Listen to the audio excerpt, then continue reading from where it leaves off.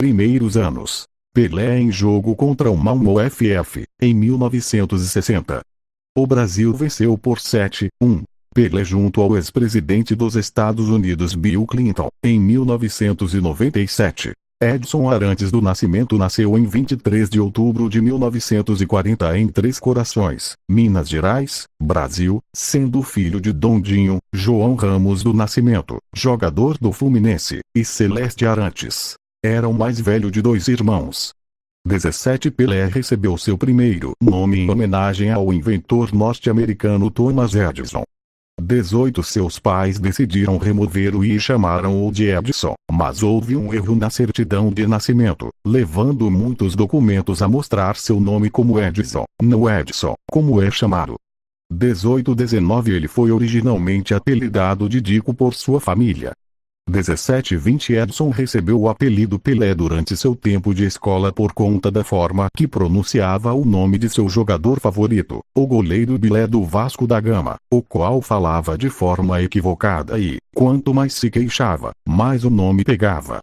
Em sua autobiografia, Pelé afirmou que não tinha ideia do que um nome significava, nem seus velhos amigos.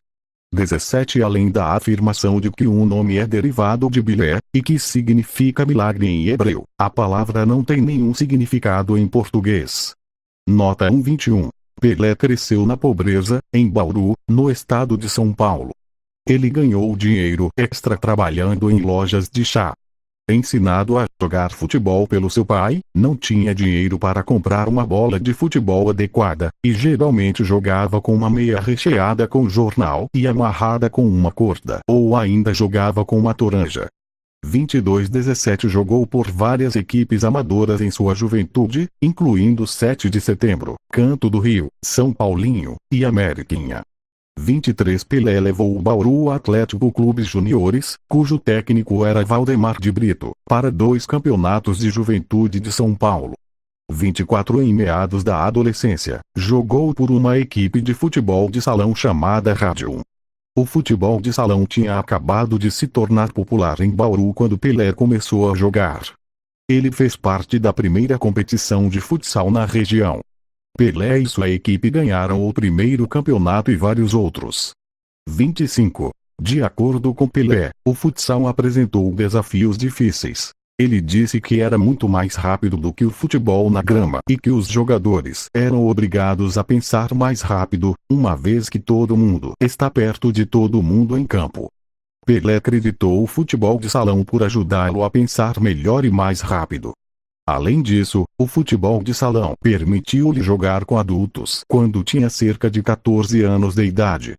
Em um dos torneios em que participou, foi inicialmente considerado muito jovem para jogar, mas enfim se tornou o artilheiro da competição com 14 ou 15 gols. Isso me deu muita confiança, afirmou posteriormente.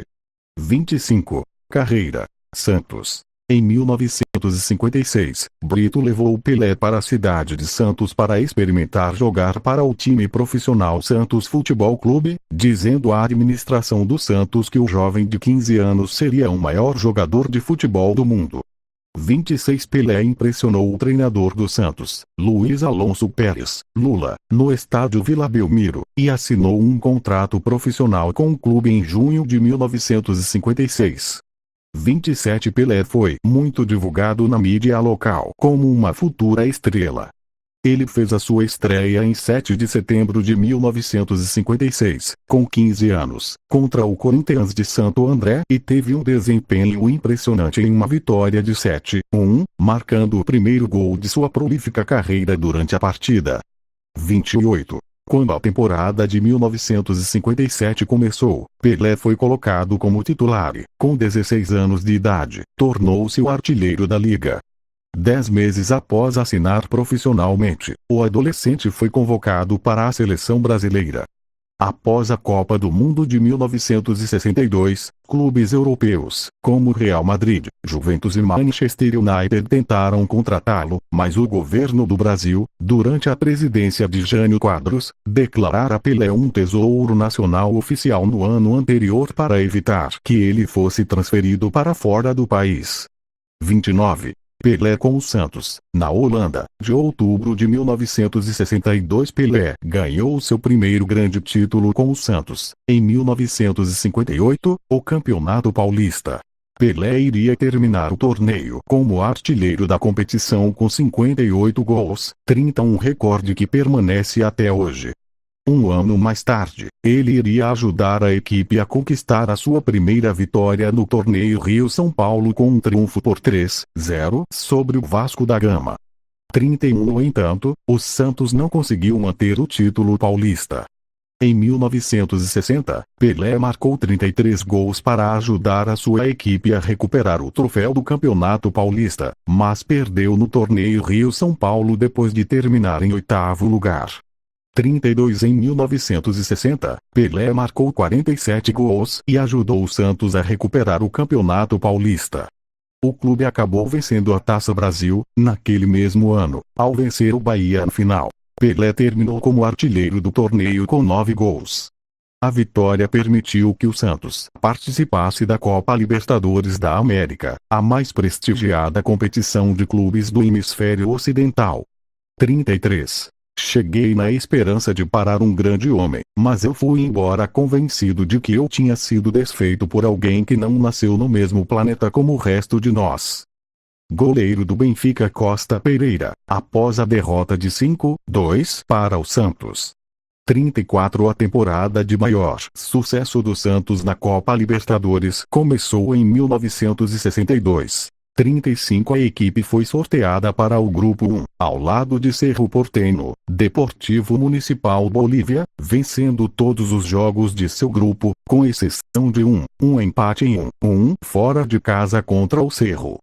O Santos derrotou a Universidade Católica na semifinal e enfrentou o campeão de 1961, o Peñarol, na final. Pelé marcou 2 gols na partida do play-off, para garantir o primeiro título de um clube brasileiro.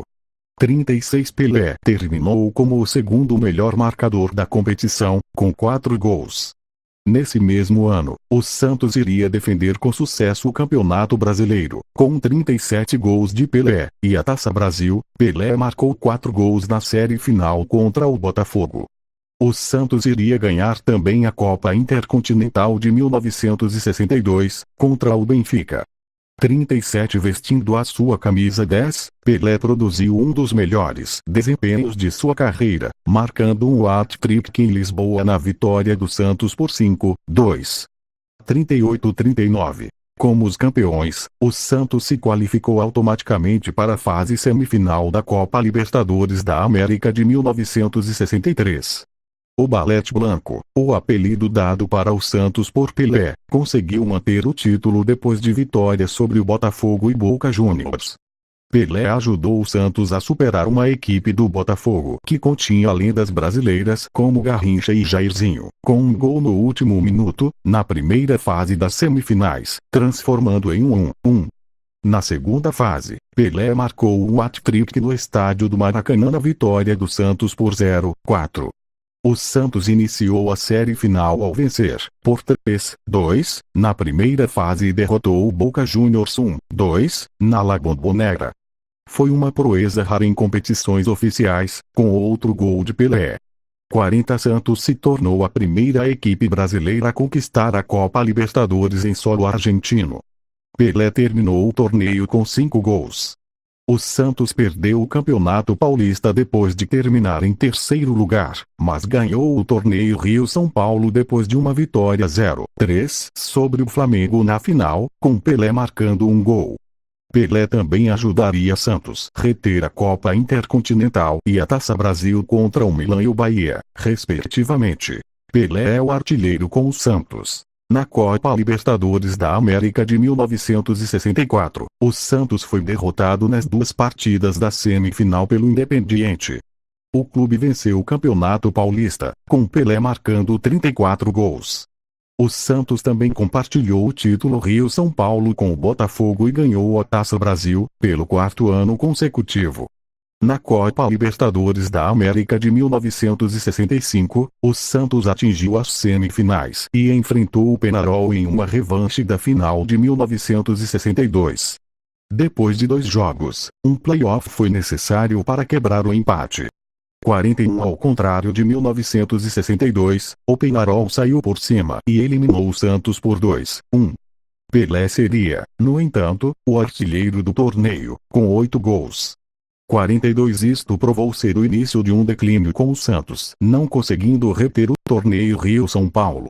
Em 1966, Pelé e o Santos também não conseguiram reter a Taça Brasil com os gols de Pelé, não sendo suficientes para impedir uma derrota por 9-4 para o Cruzeiro, liderada por Tostão, na série final. O clube, no entanto, ganha o Campeonato Paulista em 1967, 1968 e 1969. Em 19 de novembro de 1969, Pelé marcou o 10º gol em todas as competições, no que foi um momento muito aguardado no Brasil. O objetivo, popularmente apelidado de 1000º, ocorreu em uma partida contra o Vasco da Gama, quando Pelé marcou a partir de um pênalti, no estádio do Maracanã. 43. Pelé afirma que o seu gol mais memorável foi marcado na Rua Javari em um campeonato paulista, em partida contra o rival de São Paulo, Clube Atlético Juventus, em 2 de agosto de 1959. Como não há imagens de vídeo do jogo, Pelé pediu que uma animação de computador fosse feita com esta finalidade específica. 44. Em março de 1961, Pelé marcou o gol de placa, gol digno de placa, contra o Fluminense, no Maracanã. Pelé recebeu a bola na entrada da sua própria área, e correu ao comprimento do campo, iludindo os jogadores de oposição com fintas, antes de chutar a bola, além do goleiro. 45. Uma placa foi encomendada com uma dedicação para o gol mais bonito da história do Maracanã. 46. Em 1967, as duas facções envolvidas na Guerra Civil da Nigéria concordaram com 48 horas de cessar-fogo, para que pudessem assistir Pelé jogar o jogo de exibição em Lagos. 47. Durante seu tempo no Santos, Pelé jogou ao lado de muitos talentosos jogadores, incluindo Zito, Pepe e Coutinho.